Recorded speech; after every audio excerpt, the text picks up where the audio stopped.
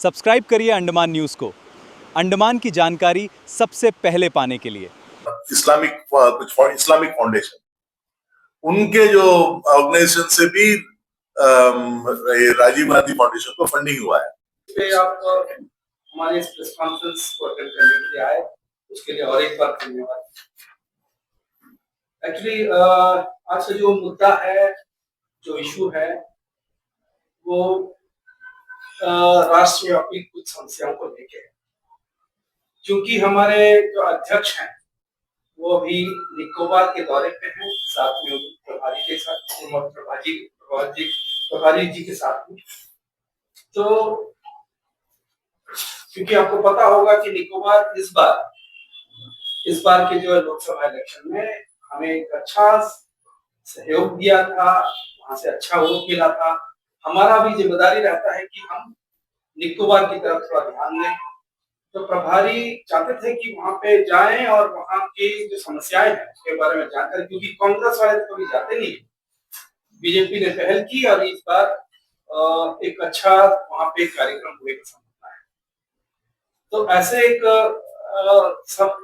एक सिचुएशन में हमें लगा कि यहाँ का अभी जो सेंट्रल से जो आदेश आया है उसके मुताबिक यहाँ पे इस कॉन्फ्रेंस को आज ही करना। तो इसलिए हमने कहा कि चलिए हमारे उपाध्यक्ष, जो दो उपाध्यक्ष हमारे सामने हैं, श्रीमती शीला सिंह जी जो कि राज्य के इकाई के उपाध्यक्ष हैं, साथ ही हमारे रामदास जी हैं जो वो भी हमारे राज्य के इकाई के उपाध्यक्ष हैं, साथ में हमारे स्पोक्स पर्सन है जीत रेख। अब दो जो मुद्दे हैं जिसके ऊपर में भी प्रेस कॉन्फ्रेंस होना है, उसमें एक है जो राहुल गांधी ने जो अभी पार्लियामेंट को बंधक बना दिया, यानी कोई काम हो नहीं रहा है पार्लियामेंट के, लोगों की समस्याओं के ऊपर में बहस होना है वो नहीं कर रहा है, उल्टा वो सिर्फ व्यवधान उत्पन्न कर वहां पे समस्याओं को और बढ़ा रहे हैं। लोकसभा नहीं चल रहा है। ये हालात में राष्ट्रव्यापी अभी एक प्रेस कॉन्फ्रेंस करके जो उनका रवैया है उसको उजागर करने के लिए ये प्रेस कॉन्फ्रेंस हो रहा है। दूसरा जो मुद्दा है, आपने देखा होगा अभी हाल ही में ये जो पेपर लीक को लेके कई आंदोलन छिड़े हुए हैं, उसमें एक हमने देखा जंतर मंतर पे, जहां गाली गलौज, मारधाड़, पुलिस वालों पे पथराव, हर तरह के जो हिंसक एक अप्रोच लेके कुछ युवा नहीं कहेंगे, कुछ असामाजिक तत्व उसमें घुस के इस तरह के कार्यक्रम वो किए थे और उनके सपोर्ट में कांग्रेस सामने आता है, उनको बचाने के चक्कर में कांग्रेस सामने आता है। लेकिन वहीं अब झारखंड में जहां कांग्रेस से समर्थन पाकर जेएमएम की सरकार चल रही है, वहां पे शांतिपूर्वक तरीके से जो बच्चे वहां पे प्रोटेस्ट कर रहे हैं, उनके ऊपर में रात के समय में आप पथराव करते हैं, उनको लाठीचार्ज करते हैं। ये बहुत ही बड़ी, और आज तक आपने सुना नहीं होगा, ये करीब 15 दिन से चल रहा है, कहीं गाली गलौज नहीं, कोई तरह का आतंक नहीं, कुछ नहीं, तो शांतिपूर्वक से तरीके से कर रहे हैं और उनके ऊपर में आपने एक तरह से बल प्रयोग किया, जिसको अपने हम खंडन करते हैं। और इसके बारे में और एलाबोरेट करेंगे हमारे दोनों उपाध्यक्ष। अब मैं शीला सिंह मैडम से बोलूंगा कि वो अपना नमस्कार। जैसा कि अभी आपको हमारे मीडिया इंचार्ज लैंगो भैया ने बताया, जो दो मुद्दे जिनको लेकर आज की ये प्रेस कॉन्फ्रेंस आयोजित की गई है हमारे अध्यक्ष माननीय अनिल तिवारी जी के निर्देशानुसार, और ये जो मुद्दे हैं आज के समय सोशल मीडिया से लेकर प्रिंट मीडिया हो, इलेक्ट्रॉनिक मीडिया, हर जगह ये दोनों मुद्दे चल रहे हैं। आपने भी इस के बारे में सुना होगा। और आज जैसा कि आपको बताया गया कि देश भर में हमारी भारतीय जनता पार्टी के ओर से भी एक प्रेस कॉन्फ्रेंस दोपहर में की गई और इसके बारे में जो दो मुख्य मुद्दे थे, एक तो जो संसद की जो कार्यवाही बाधित हो रही है उसको लेकर, और जो पेपर लीक का मुद्दा जिसे लेकर हमारे दिल्ली में भी जंतर मंतर में, और अभी जो झारखंड में जो चल रहा है प्रोटेस्ट, हमारे बच्चों का आंदोलन, उस विषय को लेकर। तो सबसे पहले मैं जो आंदोलन है बच्चों का उसके बारे में मैं बोलूंगी कि जिस तरह से आपने देखा कि दिल्ली के जंतर मंतर में जो बच्चों का आंदोलन शुरू हुआ था, उसका मुख्य विषय ये था कि 3 मई को जो नीट के पेपर्स हुए थे, और उसके बाद में ये बातें सामने निकल कर आ रही थी कि पेपर लीक हुई है और बच्चों के अंदर एक काफी आक्रोश था। और वो जब आंदोलन का रूप लेने की स्थिति में आ चुका था, तो तुरंत ने सरकार ने और एनटीए ने तुरंत ये इस बात पर संज्ञान लेते हुए 12 मई को जो पेपर था वो कैंसिल कर दिया, जो एग्जाम्स हुए थे उसको कैंसिल कर दिया। और उसके बाद लगभग 40 दिनों के भीतर फिर ये दूसरा एग्जाम जो है 21 जून को दूसरी बार कंडक्ट करवाया गया, और सरकार की जानकारी के अनुसार और सरकार के अप्रूवल के बाद। तो ये जो घटनाक्रम था, ये जो हमारे बच्चों के बीच में आक्रोश था और पूरे देश में एक शिक्षा व्यवस्था को लेकर जो सवाल उठ रहा था, जबकि आपको ये भी जानकारी मिल गई कि जिस तरह से कार्रवाई हुई उसमें जो बातें सामने आई कि जो पेपर बनाने वाले थे उनमें से ही किसी ने ये पेपर आउट किया था। और इस बात को जब संज्ञान में लेते हुए सरकार ने लगभग 13 आरोपियों को गिरफ्तार भी किया और उन पर कार्रवाई भी हो रही है। लेकिन ये जो मुद्दा था, इसको इतनी सीरियसली लिया गया हमारे उस समय जो शिक्षा मंत्री थे धर्मेंद्र प्रधान जी और सरकार की ओर से भी, कि ये इतने दिनों के भीतर इतने सारे स्टेप्स उठाए गए।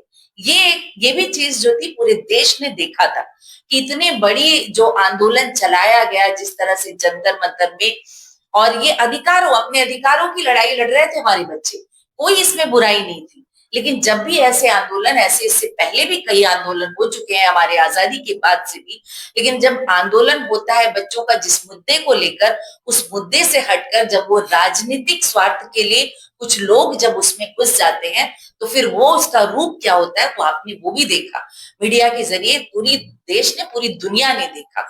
और जिस तरह से आंदोलन आज झारखंड में चल रहे हैं, हमारे बच्चे जो आंदोलनकारी बच्चे हैं वो भी जिन परिस्थितियों में आंदोलन कर रहे हैं, तो ये एक बहुत अच्छी बात भी है कि हम लोगों के लिए भी और पूरे देश के लिए भी, युवाओं के लिए भी, ये दोनों कंपैरिजन करने का भी उन्हें मौका मिल रहा है कि ये आंदोलन की आप जब बात करते हैं तो वहां किस तरह की व्यवस्था थी दिल्ली के जंतर मंतर में, और उन व्यवस्थाओं को देखते हुए भी जो सवाल उठ रहे थे कि ये इतना फंड आ कहां से रहा है, कि रोज हमारे जो आंदोलन कर रहे बच्चे पिज्जा, बर्गर, बिरयानी खा रहे हैं, वो कहां से आ रहा था। और आज वही आंदोलन झारखंड में चल रहा है, आप खुद देख रहे हैं कि वहां बच्चे किस परिस्थिति में आंदोलन कर रहे हैं।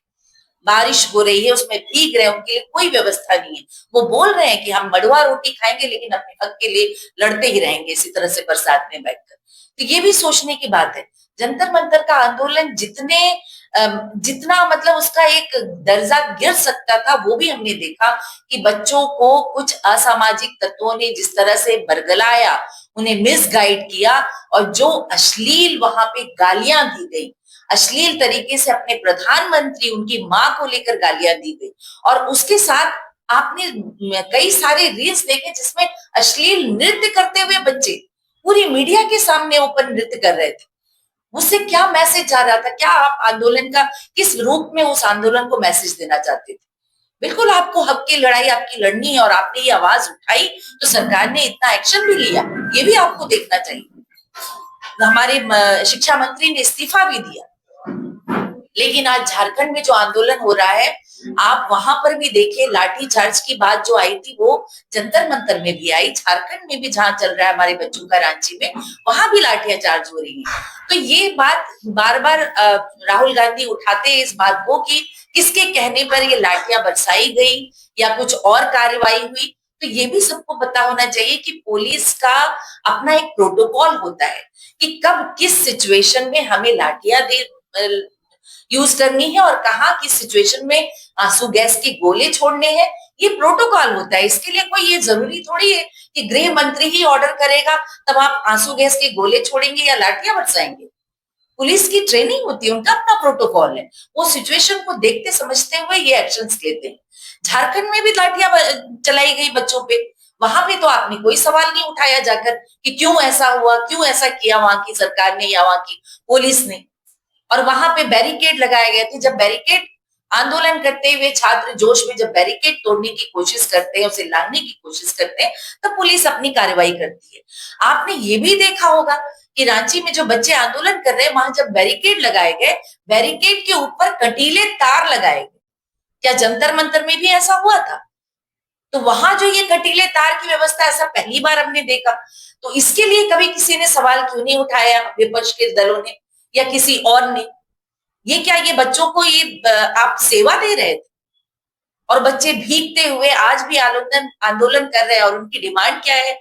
जो वहां की जो जेपीएससी और जेएसएससी जो है, वहां जो नियुक्तियों में गड़बड़ियां हैं, धांधलियां हैं, उसमें भी पेपर लीक्स होते हैं। और सबसे बड़े आश्चर्य की बात कि आपने एग्जाम्स वहां टेस्ट करवाए, रिजल्ट आए, और बच्चे सामने से आकर कहते हैं कि 98%, 99 पॉइंट समथिंग परसेंट लेकर भी उन बच्चों को नियुक्ति पत्र नहीं दिए गए। और सेटिंग करके और उसके बाद जिनके परसेंटेज ज्यादा नहीं थे उनको आपने नौकरियां दी, उनको ऑर्डर दी। ये बच्चे रो रो कर, गांव से आए हुए बच्चे जो रांची में रहकर वहां विश्वविद्यालय में पढ़ रहे हैं, कई सालों से पढ़ रहे हैं, अपने प्रयास कर रहे हैं, और उनको जब ऐसे रिजल्ट मिलते हैं तो वो दुखी होते हैं। और सालों सालों से पढ़ते हुए बच्चे आज इस आंदोलन में शामिल हो रहे हैं। आपने भी देखा होगा जो उनके वक्तव्य आ रहे हैं। तो ये सोचने की बात है कि इन दोनों में आपका जो हमारे विपक्षी दल है और खासकर लीडर ऑफ अपोजिशन जो बार बार ये सवाल उठाते हैं, उनका ये दोहरा मापदंड जो है दोनों आंदोलनों को लेकर, ऐसा क्यों है? हम उनसे आज ये सवाल करते हैं। और रही बात संसद की कार्यवाही की, दूसरी जो हमारा दूसरा मुद्दा है कि संसद की जो कार्यवाही जो चल रही है और उसको जिस तरह से बाधित करने का, मॉनसून सत्र हमारा पूरा वेस्ट करने का प्रयास हो रहा है एलओपी के द्वारा। और आप ये देख रहे हैं कि उसमें उनका एक ही बात, जब से वो आए हैं यही मांग कर रहे हैं कि अमित शाह जी आए और जवाब दें। लेकिन आपने इससे पहले भी देखा होगा, ऐसे पहले संसद की कार्रवाई शुरू होती है और पहला इनका मुद्दा यही होता है, एक किसी पर्टिकुलर इशू को उठाते हैं वो। इससे पहले भी आपने देखा एसआईआर और महंगाई के मुद्दों को लेकर इन्होंने इसी तरह से हंगामा मचाया था। और उसके बाद जैसे ही अमित शाह आते हैं जवाब देने के लिए, तो पूरे अपने दल बल के साथ ये भाग लेते हैं वहां से। तो ये सवाल उठता है। और आज भी आपने देखा हमारे संसदीय मंत्री और हमारे स्वास्थ्य मंत्री किरण रिजिजू ने और हमारे नड्डा जी ने, दोनों लोगों ने ये बात कही कि अमित शाह जी जरूर आएंगे, गृह मंत्री जरूर आएंगे जवाब देने के लिए, लेकिन इसकी भी गारंटी आप दीजिए कि आप रहेंगे सुनने के लिए, भागेंगे नहीं अपने पूरी टीम के साथ। और आज भी जो हमारी प्रेस कॉन्फ्रेंस हमारे केंद्र की तरफ से हुई है, उसमें भी ये सारी बातें कही गई कि आपका, लेकिन आप संसद को चलने तो दें। कई सारे महत्वपूर्ण बिल्स होते हैं जो लोगों से जुड़े हैं, लोगों ने जिन प्रतिनिधियों को एमपीज के रूप में चुनकर भेजा है, उनको 0 आवर और matter of urgent public importance जो उनका एक मिलता है समय, उसमें ये सवाल उठाने होते हैं।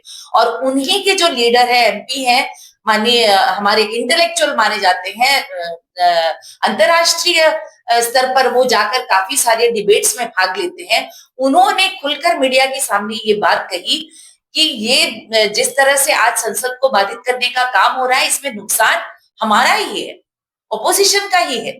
और जो नए चुनकर आए हुए प्रतिनिधि, जिनको अपने स्थानीय मुद्दों को, अपने क्षेत्र के इश्यूज को उठाने का समय मिलता है संसद में, आज उन्हें वो समय नहीं मिल पा रहा है। और बहुत दूर दूर से एमपीज हर एक स्टेट से आते हैं और उनके पास यही समय होता है कि अपने व्यूज को जो है वो रिकॉर्ड करवाएं इस समय वहां के स्थानीय मुद्दों को उठाकर। क्योंकि ये जो संसद में जो रिकॉर्ड होता है, जिस मुद्दे पर एक एमपी बोलता है, तो वो जो रिकॉर्ड होता है वही उनका एक रह जाता है क्रेडिबिलिटी कि हाँ, हमने आपके इशू को यहाँ उठाया था। और ये मौका हाथ से आप खो रहे हैं, ये बात उन्होंने खुलकर मीडिया के सामने कही। लेकिन उसके बावजूद अपने बुद्धिजीवियों को भी सुनने के लिए राहुल गांधी जी तैयार नहीं है। और उनकी एक भाषा शैली, वो तो आपने खुद देखा होगा। और जिस तरह से मीडिया बंधुओं के साथ में जो कल एक नेशनल स्तर का जो हमारा मीडिया कर्मी, हमारे अमन चोपड़ा जी, उनके साथ जब वो झारखंड में वो हमारे जो लीड कर रहे थे आंदोलन को बच्चों का, देवेंद्र महतो जी, उनको पूछने के लिए, उनसे इंटरव्यू लेने के लिए गए इस मुद्दे पर, आंदोलन के मुद्दे पर, तो आपने देखा कि किस तरह से उन्हें गिरफ्तार किया गया। और गिरफ्तार करते हुए भी जो लेडी पुलिस आई थी, आप खुद देख रहे हैं कि वो कितना एम्बरेस हो रही है उनको गिरफ्तार करते हुए। तो आप इससे समझ सकते हैं कि इतना बड़ा आंदोलन जंतर मंतर में चला और कई सारे मीडिया पक्ष का हो, मीडिया के ऊपर भी आरोप लगते हैं, वो पक्ष का है, सरकार के विपक्ष का है, लेकिन ऐसा एक्शन आपने क्या देखा वहां पर? लेकिन झारखंड में एक मीडिया पर्सन को जिस तरह से गिरफ्तार करके उसको पूछताछ करने के लिए ले जाया गया, और राहुल गांधी जी की भाषा शैली, जिस तरह से वो प्रेस कॉन्फ्रेंस कल कर रहे थे, और उनकी भाषा शैली, शायद वो जेंजी को आकर्षित करने के लिए ये अपनी भाषा का स्तर जो है दिन पर दिन उनका गिरता जा रहा है। उनको ये लगता है कि जब मैं ऐसे बोलूंगा तो जेंजी मेरी तरफ आकर्षित होगी और मेरा समर्थन करेगी, उनको लाइक्स ज्यादा मिलेंगे, उनके वीडियोस पर व्यूज ज्यादा आएंगे। लेकिन वो जो अपना संस्कार जो दिखा रहे हैं राहुल गांधी जी, कि वो बैठकर प्रेस कॉन्फ्रेंस में हो या फिर संसद में हो, अमित शाह जी मुझे देखकर उसकी आंखें नीची हो जाती हैं, वो मेरे से आंख में आंख मिलाकर बात नहीं कर सकता। और सेम लैंग्वेज वो प्रधानमंत्री जी के लिए भी यूज करते हैं। आप लीडर ऑफ अपोजिशन है, आप जब संसद में अपनी बात रखते हो तो पूरा देश आपको देखता है। देश के, आप तो हम ये कहते हैं कि पूरी दुनिया देखती, लेकिन आप क्या कर रहे हो? इस तरह से अपने युवाओं को भ्रमित करने का प्रयास कर रहे हो। देश में एक अराजकता की स्थिति आ जाए, ऐसी बातें आपके मुंह से निकलना और लोगों को इस तरह से भड़काना, ये सही नहीं है। जब सरकार में हमारे मंत्री बार बार आकर ये कह रहे हैं कि बातचीत के लिए तैयार है, आपके सवालों का जवाब देने के लिए तैयार है, लेकिन सवाल जरूर करना आपका विपक्ष का अधिकार है, लेकिन एक सार्थक बहस होनी चाहिए और तथ्यों पर आधारित आपकी बात रखी जानी चाहिए, ताकि वो एक सही माध्यम बन सके संसद as a leader of opposition. और मैं अंत में मैं यही कहूंगी कि जैसा कि हमारे राष्ट्रीय प्रवक्ता आदरणीय सुधांशु त्रिवेदी जी ने आज कहा कि हम ये चाहते हैं, सरकार ये चाहती है कि संवाद से हम समाधान की ओर जाएं, लेकिन वो ये नहीं चाहते, वो ये चाहते हैं कि विवाद से पूरे देश में, संसद के साथ साथ पूरे देश में घमासान छिड़े, और ये प्रयास हम उनका सफल होने नहीं देंगे। हमारी भारतीय जनता पार्टी पूरी ये प्रयास करेगी, और हमारी तरफ से पूरी दुनिया देख रही, पूरा देश देख रहा है कि हमारा जो जवाब है कि हमारे होम मिनिस्टर जरूर आएंगे जवाब देने के लिए, लेकिन शर्त यही है कि आप उसको सुनने के लिए भी तैयार हैं। वो जिस तरह के सवाल करते हैं, आपने खुद उनका पूरा हिस्ट्री देखिए, रिकॉर्ड देखिए कि उनका पार्लियामेंट में अटेंडेंस कितना, एवरेज देखेंगे तो 48 to 53% के बीच में उनका एवरेज होता है। और जब वो आते हैं, ज्यादातर समय में वो बाहर ही रहते हैं देश के, लेकिन जब आते हैं तो इस तरह से अनर्गल विषयों पर लेकर भड़काना, अपने पूरे सारी टीम को लेकर बेमतलब की बात उठाना, और इसी को लेकर हमारा संसद को चलने नहीं देना, उसको बाधित करना सारी कार्यवाही को, जिससे पब्लिक जो हमारा टैक्स पेयर्स है उनका नुकसान होता है और देश का भी नुकसान होता है।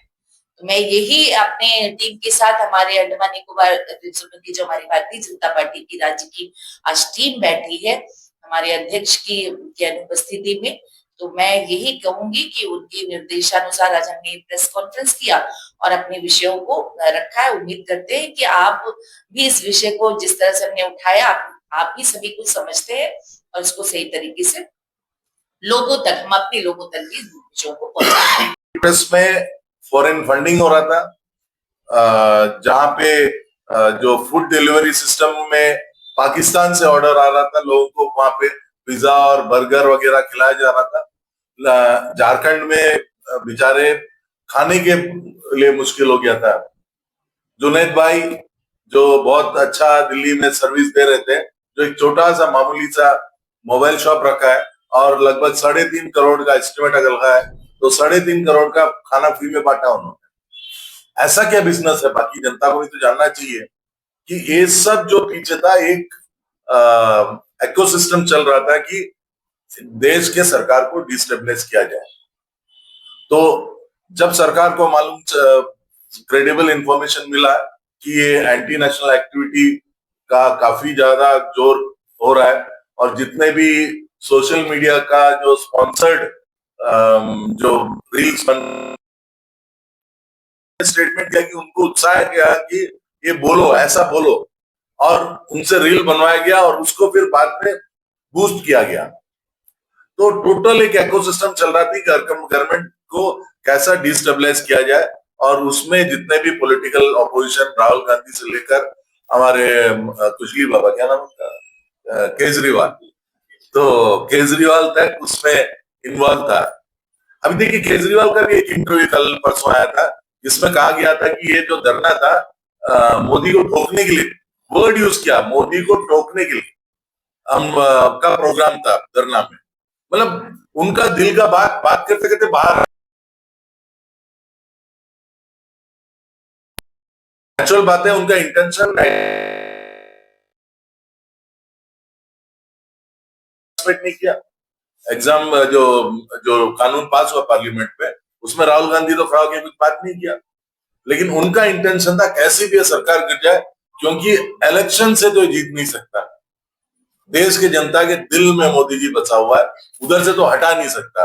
अब दूसरा तरीका अपनाओ, जैसे पाकिस्तान में कूप होता है, मिलिट्री कूप होता है, वैसे हिंदुस्तान में हो नहीं सकता। तो एक तरीका जो चल रहा है उसके हिसाब से करें। तो झारखंड में जो हुआ उसमें राहुल गांधी, झारखंड हुआ, पंजाब हुआ, केरला हुआ, ये तीनों स्टेट कांग्रेस रूल्ड या कांग्रेस सपोर्टेड है। वहां सब जगह लाठीचार्ज हुआ। राहुल गांधी को तो याद ही नहीं है कि ऐसा कुछ हो रहा है। उनको सिर्फ दिल्ली दिखता है, मोदी दिखता है, और बाकी जितने भी बीजेपी के रूल स्टेट्स में अगर कुछ भी छोटा मोटा हो जाए तो वही दिखता है उनको। करप्शन के मामले में तो भाजपा का नाम मिल नहीं रहा उनको। 12 साल से ईमानदारी से सरकार चल रहा है तो कोई इश्यू ही नहीं बन रहा है। तो अब इश्यू ढूंढ के क्रिएट किया जा रहा है। लेकिन हमारे बीजेपी रूल स्टेट हो तो बहुत बड़ा इश्यू है, और उनके स्टेट हो तो बस हो जाता है, वैसे मतलब टाला जाता है। अब मैं एक इंटरव्यू देख रहा था एक बच्चे का, उसका जो एग्जाम में 300 में 299 मार्क्स आया और उसका सिलेक्शन नहीं हुआ। आप सोच कर देखिए, 299 मिल जाए और उसको नौकरी नहीं मिले, वहां पे बोली लगता है नौकरी का, 10 लाख 20 लाख के हिसाब से नौकरी दिया जाता है। वो सब पैसा राहुल भाई बाबा के पास भी पहुंचता होगा। जब 1 लाख रुपया टी शर्ट पहनता है और जिसका कमाई जो है वो कुछ जो डिक्लेयर किया उसका कपड़े से भी मैच नहीं होता, ऐसा व्यक्ति को पैसा कहां से आता है? और दूसरा सबसे इंपॉर्टेंट इशू है पार्लियामेंट चलने नहीं देना। इशू ये नहीं है कि अमित शाह जी आकर पार्लियामेंट में स्टेटमेंट दे रहा नहीं दे रहा है, प्रॉब्लम तो है एफसीआरए बिल, फॉरेन फंडिंग रुक जाएगा। उनको चाइना से उनके राहुल गांधी फाउंडेशन, राजीव गांधी फाउंडेशन में जो पैसा आता है वो सब तो वो भी एक ट्रस्ट है, वो भी फॉरेन फंडिंग है। फिर ये जो एक और जो इंडिया से भाग के मलेशिया गया हुआ है, एक